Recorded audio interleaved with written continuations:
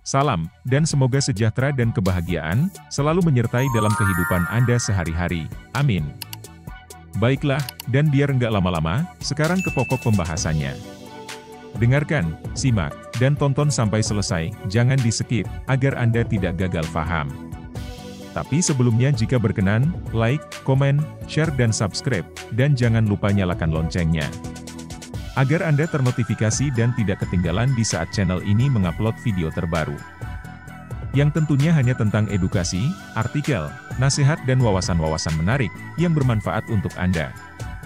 Dan tak lupa dari saya pribadi, yang like, komen ataupun subscribe, saya doakan semoga dipanjangkan umurnya, berkah, dan lancar rizkinya, dan juga selalu dinaungi rahmat dan pertolongan dari Allah Subhanahu wa Ta'ala. Amin.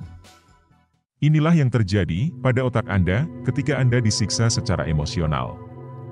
Ketika seseorang mengalami penyiksaan emosional, otak mereka mengalami perubahan yang signifikan, baik secara struktural maupun fungsional. Penyiksaan emosional, seperti penghinaan, manipulasi, atau pelecehan verbal, dapat menyebabkan trauma psikologis yang mendalam. Berikut adalah beberapa dampak yang mungkin terjadi pada otak. 1. Perubahan struktur otak.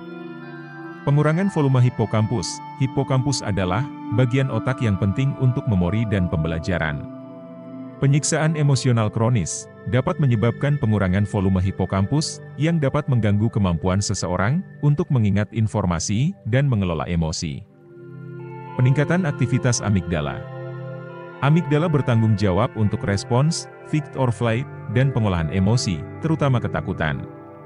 Penyiksaan emosional dapat menyebabkan amigdala menjadi lebih reaktif, sehingga individu lebih rentan terhadap kecemasan dan ketakutan. Penurunan fungsi prefrontal cortex.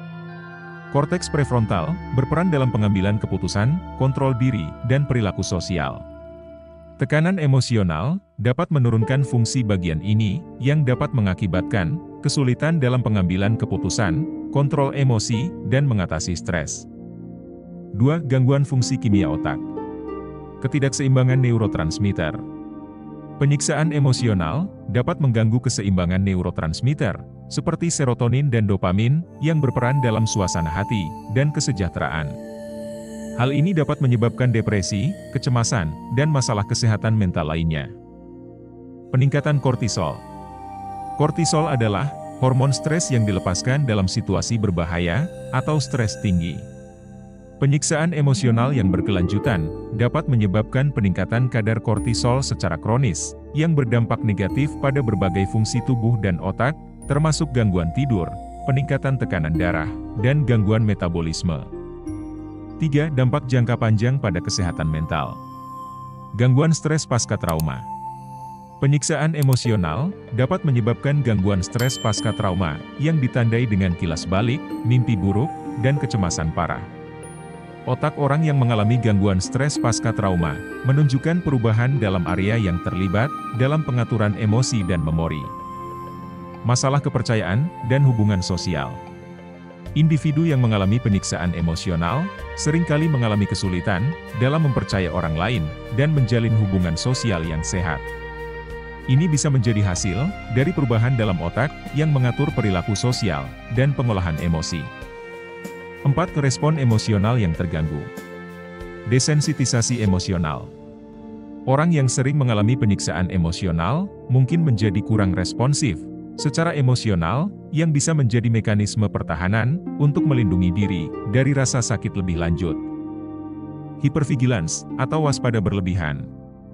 Sebaliknya, beberapa orang menjadi sangat waspada dan sensitif terhadap tanda-tanda potensi bahaya, bahkan dalam situasi yang tidak berbahaya, sebagai akibat dari perubahan di otak mereka yang berhubungan dengan trauma.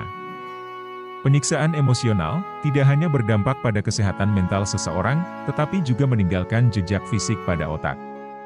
Penting bagi mereka yang mengalami atau pernah mengalami penyiksaan emosional untuk mencari bantuan profesional guna meminimalkan dampak jangka panjang yang merugikan, baik secara struktural maupun fungsional.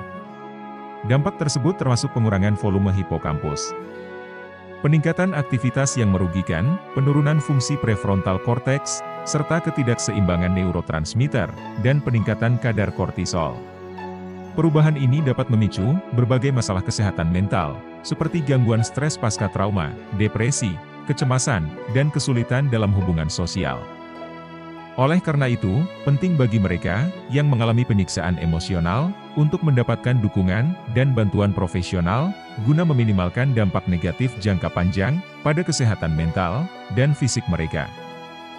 Begitulah 4 tindakan dan aktivitas yang berdampak fatal pada otak manusia. Semoga apa yang dijelaskan di atas dapat bermanfaat buat Anda, terutama buat diri saya sendiri, dan semoga kita semua tergolong dari hamba-hamba yang soleh. Selamat, berumur panjang dan barokah. Amin. Dan untuk selanjutnya, jika berkenan, like, komen dan subscribe, juga jangan lupa nyalakan loncengnya, agar Anda ternotifikasi, sehingga tidak ketinggalan di video-video edukasi, pengembangan diri, nasihat-nasihat, dan juga di artikel menarik lainnya. Wassalam, dan terima kasih.